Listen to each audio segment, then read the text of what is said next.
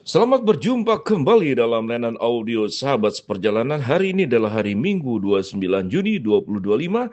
Tema renungan saat teduh kita dengan judul Tetaplah Kuat. Firman Tuhan terambil dalam 1 Korintus pasal 16 ayat 13 sampai dengan ayat yang ke-14. Berjaga-jagalah, berdirilah dengan teguh dalam iman, bersikap beranilah dan tetaplah kuat. Lakukanlah segala pekerjaanmu dalam kasih. Mari kita berdoa. Bapa yang di dalam surga, kami ingin bersyukur untuk tulisan Rasul Paulus kepada jemaat di Korintus pada surat yang pertama, bagaimana di akhir daripada surat itu memberikan salam, semangat dan juga motivasi yang terbaik. Dalam nama Tuhan Yesus kami berdoa. Amin. Shalom sahabat perjalanan yang dikasih Tuhan. Bagian firman Tuhan di dalam 1 Korintus pasal yang ke-16 ayat 13 sampai dengan ke-14, sesungguhnya sampai ayat yang ke-24. Ini adalah bagian-bagian ayat-ayat terakhir daripada surat pertama kepada jemaat di Korintus dengan memberikan sebuah rangkuman dan nasihat kepada jemaat di Korintus. Yang pertama adalah berjaga-jagalah. Yang kedua adalah berdirilah dengan teguh dalam iman. Yang ketiga adalah bersikaplah berani. Dan yang keempat dikatakan tetaplah kuat. Dan yang kelima, lakukanlah pekerjaanmu dalam kasih. Kita menemukan 5 perintah dan pesan daripada Rasul Paulus kepada jemaat di Korintus. Yang pertama adalah berjaga-jagalah. Mengapa berjaga-jagalah? Berjaga-jagalah berarti adalah sebuah waspada. Waspada berarti adalah waspada menjaga diri sendiri, jangan sampai jatuh, jangan sampai tersesat.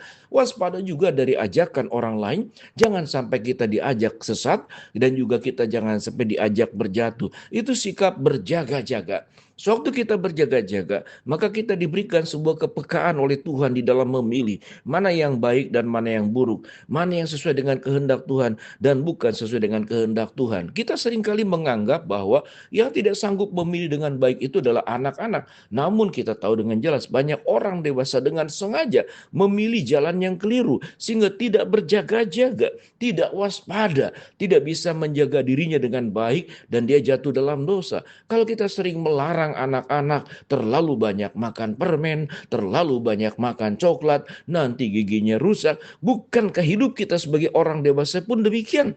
Kita hanya ingin kehidupan yang manis-manis dan tidak hanya gigi kita yang rusak, tapi iman kehidupan kita lah yang rusak karena kita hanya mencari yang manis. Sedangkan yang manis itu seringkali adalah jebakan iblis untuk masuk kita ke dalam dosa. Perintah kedua adalah berdirilah dengan teguh dalam iman. Sahabat seperjalanan yang dikasih Tuhan, kita tahu dengan jelas berdiri dengan teguh berarti kita perlu menjaga postur tubuh kita dengan baik. Sahabat seperjalanan, sebagai hamba Tuhan, saya menemukan ada jemaat yang kemudian mengalami kecelakaan karena memang kakinya sudah tidak kuat karena usia tua, tetapi juga karena memang tidak berhati-hati di dalam menjaga langkah dalam berdiri dengan baik. Banyak kecelakaan terjadi di rumah. Ada jemaat yang kemudian mengalami retak tulang gara-gara menginjak kantong kresek, kantong plastik, terinjak lalu jatuh dan ternyata itu parah. Ada yang terjatuh tangga, ada yang terjatuh di WC. Itu semua semata-mata adalah kewaspadaan. Kemudian juga cara berdiri, cara berjalan. Sahabat seperjalanan, ilustrasi tentang bagian firman Tuhan, pesan Paulus dikatakan berdirilah dengan teguh, yaitu di dalam iman. Kalau kita perlu menjaga, melatih elastisitas tubuh kita, kemudian kepadatan tulang kita, otot kita harus terlatih. Kita perlu melatih sehingga badan kita punya keseimbangan, daya kontrol kepada tubuh kita dengan baik. Bukankah iman juga sama? Karena firman Tuhan berkata, berdirilah teguh di dalam iman. Iman itu perlu dilatih. Tidak ada iman yang tiba-tiba menjadi kuat. Dia perlu melewati proses latihan. Dan itu perlu kita terus memperjuangkan. Iman kita tetap kuat dengan bersandar kepada Tuhan dan mengikuti jalannya firman Tuhan. Yang berikut dikatakan bersikap beranilah. Bersikap beranilah. Tentu kita melihat bahwa banyak aspek yang membuat kita takut, banyak aspek yang membuat kita khawatir, banyak aspek yang membuat hidup ini bimbang di dalam kehidupan oleh masalah, oleh problem. Kadang-kadang ditakut-takuti oleh aspek-aspek lain. Kita hidup memang penuh dengan masalah, kekhawatiran, persoalan, ketakutan.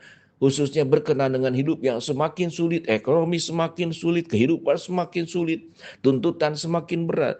Tapi orang yang kemudian dikatakan berani di dalam Tuhan, dia mempercayai sumber pertolongan kita berasal dari Tuhan, sumber kekuatan kita berasal dari Tuhan, dan Tuhan tidak akan membiarkan kita jatuh.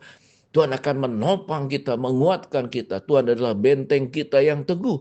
Tuhan adalah topangan kehidupan. Tuhan juga disebut sebagai sauh yang aman, kota perlindungan untuk setiap kita masing-masing. Apalagi yang kita takutkan, beranilah menjadi orang percaya. Karena berani kita bukan berani yang sifatnya tanpa alasan dan tanpa dasar. Kita punya keberanian bersama dengan Tuhan. Apa yang firman Tuhan katakan lagi? Tetaplah kuat. Artinya kita tidak menampik kita punya kelemahan, tapi Tuhan menjamin di dalam kelemahan kita ada kekuatan Allah yang akan menopang kita. Itu menjadi tema di dalam renungan kita. Tetaplah kuat, sehebat-hebatnya kesulitan, sesulit-sulitnya kehidupan, sebesar-besarnya masalah hidup. Bukankah Tuhan yang menentukan badai angin ribut? Bukankah Tuhan yang membuka laut teberau menjadi terbelah? Bukankah Tuhan juga yang mengirimkan mana dari surga? Bukankah Tuhan yang mengubah air menjadi anggur? Bukankah Tuhan yang membuat orang-orang sakit yang buta melihat, yang bisu bicara, bahkan yang mati Lazarus itu dibangkitkan kembali di dalam kuasa Tuhan, dan iblis sudah dikalahkan? Tidak ada yang bisa menghadapi Tuhan, sumber pertolongan kekuatan kita. Apalagi yang kita takutkan? Kita harus tetap kuat. Bagian yang terakhir dikatakan, lakukanlah segala pekerjaanmu dalam kasih. Jangan hanya kita bekerja, mengejar segala prestasi hanya untuk kepentingan pribadi, supaya kita kaya, supaya kita kemudian makmur. Tetapi ada jauh yang lebih penting daripada semua pekerjaan dan perjuangan kita di dalam dunia ini. Firman Tuhan berkata apa? Lakukanlah segala pekerjaanmu itu dalam kasih. Artinya apa yang kita lakukan di dalam pekerjaan itu harus dengan cinta kasih yang berasal dari Allah. Kita berjuang mencari nafkah karena kita mencintai keluarga kita. Tatkala Tuhan memberkati keluarga kita berlebih, maka kita dipanggil pun melakukan pekerjaan kita untuk bisa mengasihi orang lain. Maka kelebihan itulah yang kita bagikan. Itulah yang Tuhan ajarkan. Bagaimana kita berbagi, khususnya dalam pekerjaan Tuhan, dalam persembahan ke gereja, melakukan perpuluhan, menolong anak yatim, menolong para janda, menjadi berkat dan terang dan garam buat dunia ini. Maka kita melakukan pekerjaan di dalam kasih. Kita bekerja tidak semata-mata hanya untuk mencari kekayaan, tetapi untuk bagaimana kehidupan kita itu bisa memberkati, supaya kita tidak menjadi orang yang kemudian membebankan kehidupan orang lain, menjadi pribadi mandiri sehingga kita tidak minta-minta tolong kepada orang lain. Maka setelah lewat tahapan kita sanggup mandiri, lalu kita punya kelebihan, maka pekerjaan kita bisa menyalurkan di dalam kasih. Kita tahu dengan jelas, jemaat di Korintus adalah jemaat yang suka sekali berbagi berkat, mengasihi jemaat-jemaat lain yang jauh lebih susah dalam kehidupannya. Kita dipanggil untuk mengasihi. Mari kita belajar tetap kuat di dalam kehidupan ini dan mengingat seluruh pesan firman Tuhan, yaitu pesan-pesan Rasul Paulus di akhir surat dari 1 Korintus. Firman Tuhan berkata, yang pertama, berjaga-jalah; yang kedua, berdirilah dengan teguh dalam iman; yang ketiga, bersikaplah berani; yang keempat, tetaplah kuat; dan yang kelima, lakukanlah segala pekerjaanmu di dalam kasih. Biarlah hidup kita itu sepenuhnya dipakai oleh Tuhan untuk menjadi kemuliaan buat Tuhan. Tetaplah kuat. Dalam setiap kesulitan apapun yang ada, Tuhan sumber kekuatannya akan menopang kita. Mari kita berdoa.